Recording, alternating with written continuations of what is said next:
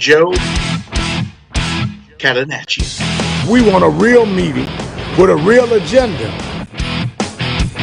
This ain't Miss America, this is America. Government is not the solution to our problem. Government is the problem.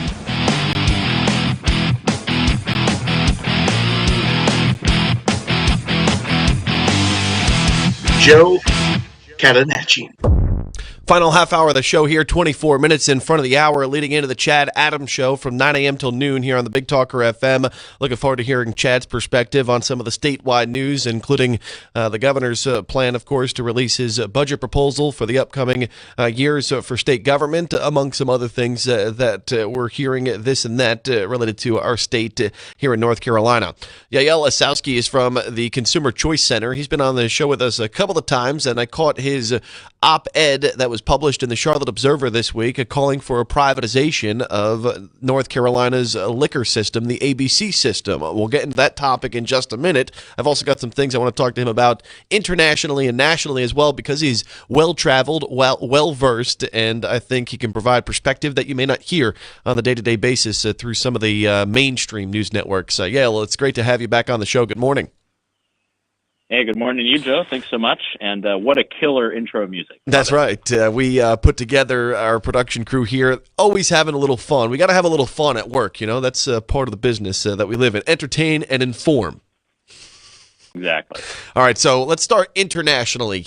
You have spent time and spend a lot of your time across the other side of the world in Austria, and this larger conversation, I know I didn't necessarily hint that we'd be talking about this, but I figured I'd get your feedback. There's been a debate here as of late in our country on whether or not we should be leaning more towards democratic socialist policies, whatever that means here in our country. And some of my Bernie Sanders friends and other supporters of these Medicare for all, free education for all type of initiatives are often pointing to the European model. They often point to places like Norway and free healthcare for all, free education. Norway, by the way, is a country of 5 million people. That's the population of about South Carolina. I know you've traveled a ton. You live overseas in Austria.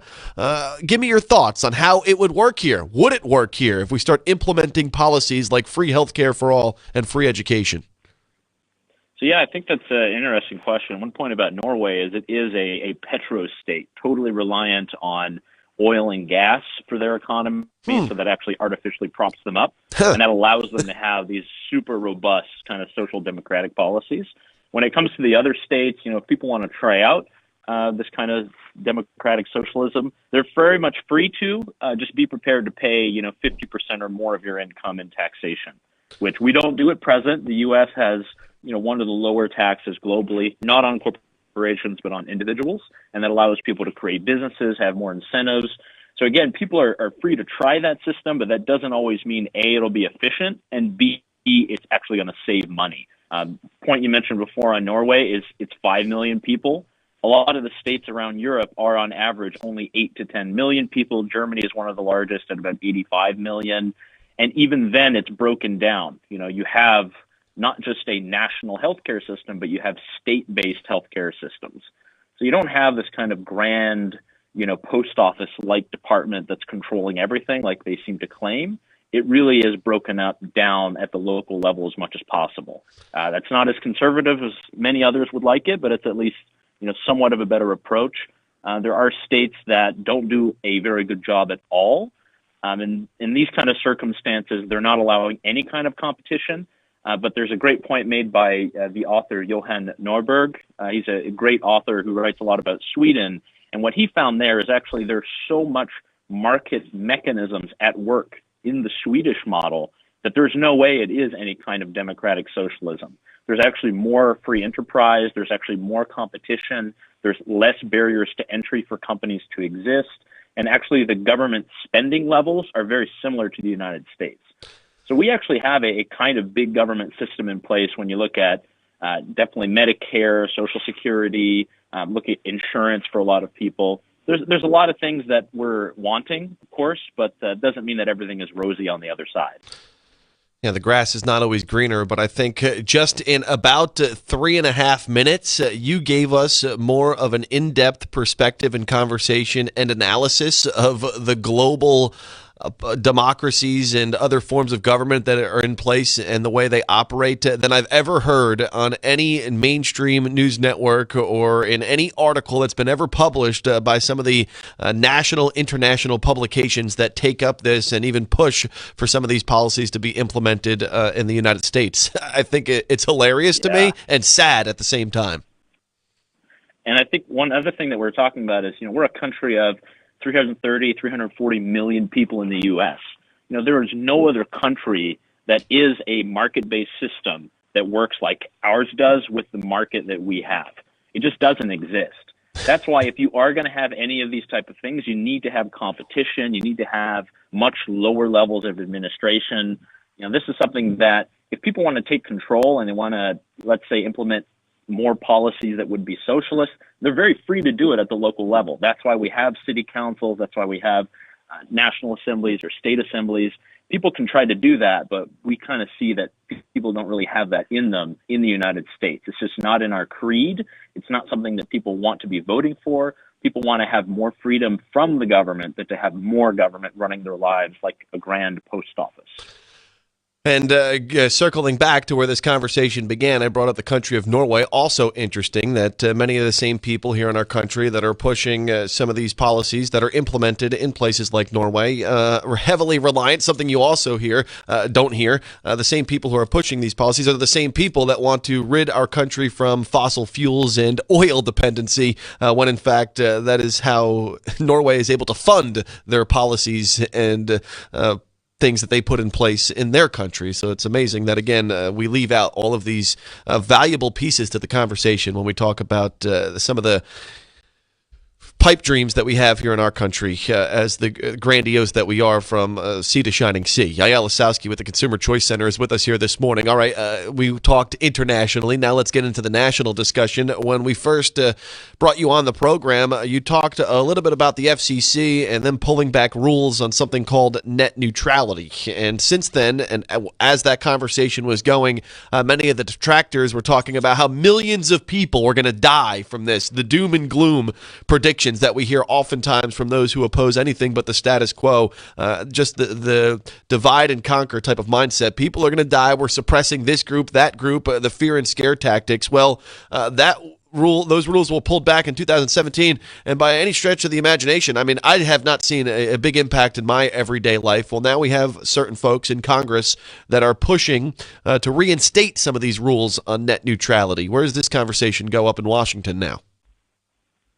Well, you see, Joe, there actually have been some changes. It seems that since net neutrality has been repealed, the average internet speed is actually going up. Huh. And we are seeing more investments, which is kind of what people who are against net neutrality in the beginning were saying. But, that's another point. What we're seeing in Washington right now is you have 3 different bills that are up on net neutrality. Some of them are trying to reclassify the internet as Title II. That means it would be regulated the same way as the telephone companies. This is essentially a regulatory package from the 1800s that people have been trying to put onto the internet. And then you have other bills that are there to essentially take some of the messaging of net neutrality, such as no blocking, such as no paid prioritization, try to put that into bills.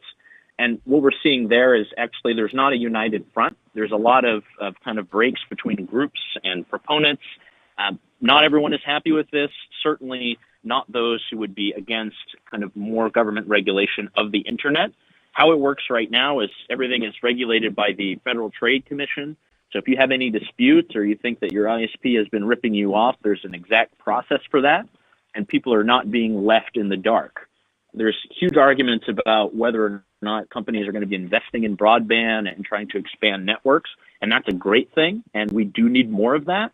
But with this kind of new 5th-generation technology, some of your listeners have probably heard about 5G, we're actually seeing that there's a huge amount of investment around the country. The U.S. is very lucky. We have a lot of great connections for internet and networking across the country, even in rural areas. And with this new upcoming 5th generation, that actually means we're going to have even more investment. So we're hopefully going to be more of a testing ground and the United States can compete against the big giants that have already done this, like China. So I think right now I don't see the numbers in Congress to change anything. There's been a lawsuit in the courts. The Supreme Court declined the case on net neutrality, so right now it stands. The internet will not be controlled by the FCC.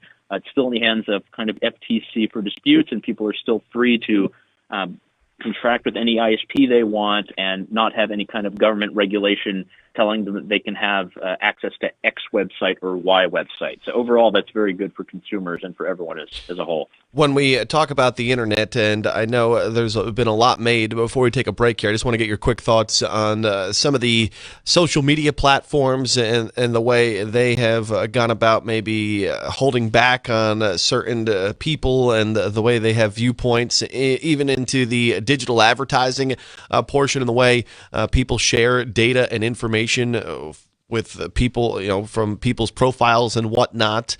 Do you think, as the government tried to get a handle on this a couple of months ago, and then when you see a bunch of old white-haired guys trying to talk about the internet and then hearing from their staffers behind them, the millennials actually telling them, what to say, it seemed like during these conversations when the Zuckerbergs of the world were, testifying in front of Congress. Do you see the government stepping in, or do you see a learning gap being closed based on the consumer, us, the people who utilize Facebook, Twitter, and the way we're learning about how our data is shared? And do you think that's a concerning thing to the public out there yet, or is it still just a platform where people just feel they can put out anything and their data no longer is secure and their privacy no longer there as well? Well, Joe, there was a pretty good investigative report done by The Verge a couple of weeks ago that I would point your listeners to, and it went through the average day of a content moderator on Facebook. This is the person who looks at every piece of content that's flagged, whether people might think it's abusive or they might think it promotes violence, it has any kind of nudity. There are huge swaths of people who are working on this, tens of thousands of people in every single country where Facebook is. And even then, the policies are not very clear. It's very uncertain. And people are only doing this, the companies such as Facebook and Twitter and Google, YouTube, and the rest, they're doing this as a reaction to everything that's happened in the last 2-3 years. So I think we're seeing a lot of action from companies. There still needs to be a lot of pressure from media and consumers alike.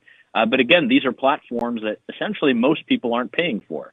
You are yourself a kind of customer on the Facebook platform. You're not paying anything for it. You're paying with your data. We know that. It's the same thing with the radio. You listen, and then we have advertisers who are there who attempt to sell their products. So we're seeing that there is a good amount of feedback that is happening in that loop. I think the laws that are kind of being discussed or maybe breaking up monopolies, I think that's far too quick to be discussing that. It's really going to limit what we have on the internet, and it's going to make any kind of new innovation that comes after Facebook and Twitter much worse. So we have to allow more innovation to happen, and I think real-time feedback loops like we have now, where a lot of these platforms are changing their policies, they're listening to people, they're not censoring as many people with alternative viewpoints. The more and more that can get out into the open, the more kind of self-censorship kind of goes away, and the more we can have, a pretty balanced platform that everyone can use, and we're going to adhere to the principles of free speech. So we're seeing that more and more. I hope we don't have any big bills that are going to try to restrict that freedom, because right now everybody benefits. I think it's a great way to connect with people. Everyone knows that everyone has been able to expand their network exponentially because of things like Facebook and Twitter and YouTube increase our knowledge. So in no way should we look at restricting it, but I do think that we have to keep adding pressure. Media needs to keep adding pressure rather than the government. Yaël Ossowski from the Consumer Choice Center joins us here this morning, giving us some comments on some international, national news. We'll break down a statewide opinion piece that he had when we wrap up the show after this final break. His viewpoint, the archaic ABC system monopolizing the liquor industry here in the state of North Carolina. Is it time to end that and get into privatization? Well, Yael thinks so, and he'll give us his reasons why when we wrap up the show after this on the Big Talker FM.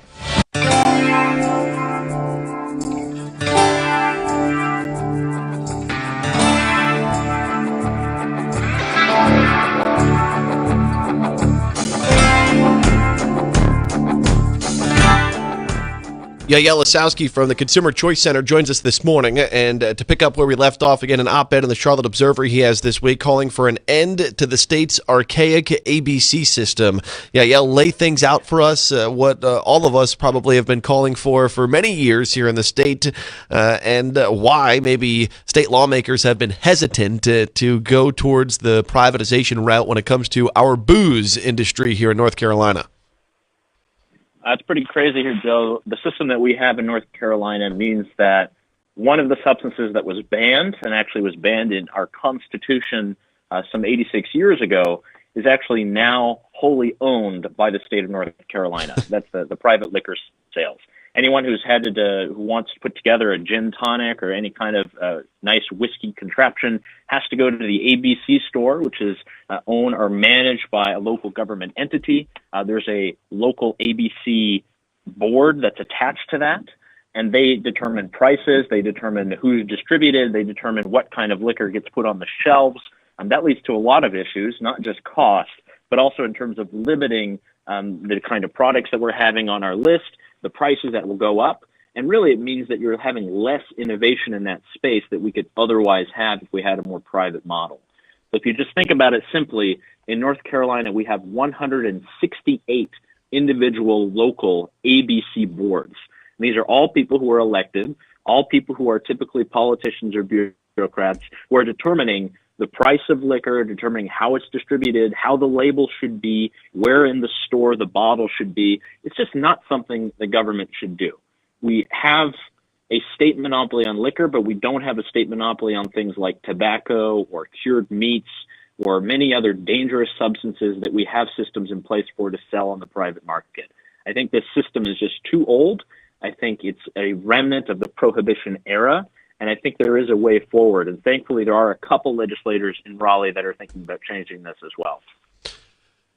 Now, when we look at the funding of this, many local ABC boards, I know you documented like almost 200 of them here in the state. They talk about how monies would dry up if, in fact, they went to privatizing the industry. How would the monies work and the revenues work as far as sharing that with the state? I mean, it would be sales tax and stuff like that would still go to the state. What's the defense of that argument there when Sure. Some of the people of the ABC talk about that?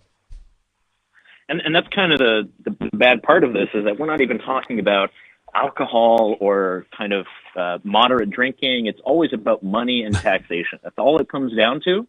And it's pretty unfortunate, and it shows what the interest of so many people who are against privatization are. So last year, the ABC system made $1 billion. $430 million of that was in tax revenue to state and local governments. Obviously a lot of money, but these are stores that are owned, operated, and distributed everything by local boards and the state system.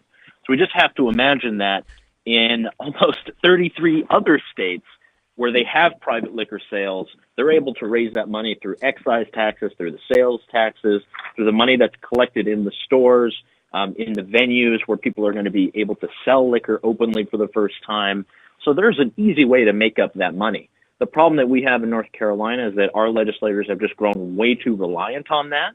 And it is a lot of money, but it's the same problem we have with the lottery, where we're promised this huge swath of money that'll go to education or will go to plug this hole, when it ends up just becoming a slush fund for all the big general projects that our state legislators love. And less of that money is going where it intended to go.